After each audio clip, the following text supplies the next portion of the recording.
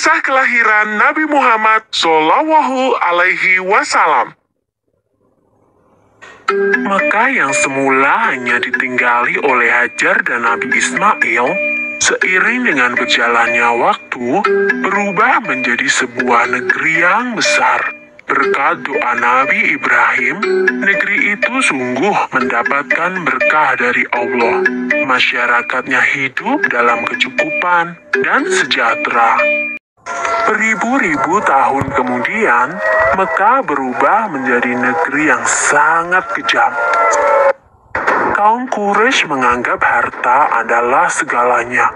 Bagi yang memiliki harta paling banyak, dialah yang akan menjadi pemimpin. Demi mencapai kehormatan dan kedudukan, mereka menghalalkan segala cara. Karena itu pula, mereka seringkali terlibat dalam perselisihan dan kadang-kadang menimbulkan perang antar saudara. Bukan hanya Tuhan mereka saja yang berubah, sifat dan perilaku masyarakatnya pun juga berubah. Kaum Quraisy yang secara turun-menurun menguasai Mekah dan Ka'bah mulai membentuk kelompok masing-masing. Mereka sangat berkuasa dan kaya raya. Namun kekayaan itu mereka dapatkan dengan cara yang tidak halal. Merampok, memeras rakyat kecil, berjudi, curang dalam berdagang, dan perbudakan yang sangat kejam. Zaman di mana kaum Quraisy hidup dengan cara yang kejam disebut zaman jahiliyah. Pada zaman itu, ada seorang wanita soleh bernama Aminah. Suaminya bernama Abdullah. Pada saat Aminah mengandung, sang suami jatuh sakit dan akhirnya pun meninggal dunia. Aminah merasa sangat sedih karena harus hidup sendirian. Pada suatu malam, ia bermimpi melihat bulan jatuh ke pangkuannya. Menurut ahli tafsir mimpi, kelak anak yang dikandung oleh Aminah akan menjadi orang yang dihormati.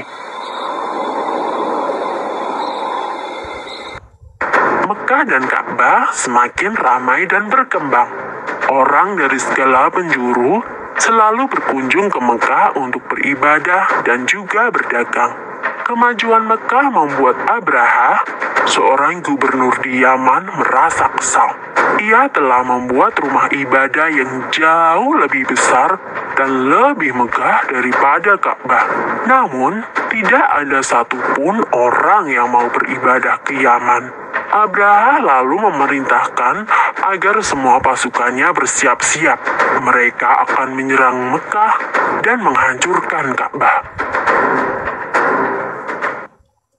Abraha dan pasukan bergajahnya menyerbu Mekah dengan penuh kesombongan. Ketika ia akan menghancurkan Ka'bah, tiba-tiba datang ribuan burung ababil. Burung-burung itu membawa batu-batu berapi dari neraka. Kemudian, batu-batu itu dilemparkan ke arah pasukan gajah Abraha. Dalam sekejap mata, pasukan Abraha berhasil dikalahkan dan Ka'bah pun dapat diselamatkan. Tahun itu kemudian disebut dengan Tahun Gajah. Pada tahun gajah itu pula, Aminah melahirkan putranya. Ia memberikan nama Muhammad, sebuah nama yang tidak lazim untuk anak-anak kaum Quraisy. Ialah Nabi Muhammad, nabi terakhir yang diutus oleh Allah. Ia dilahirkan pada hari Senin, 12 Rabiul Awal, Tahun Gajah. Selesai.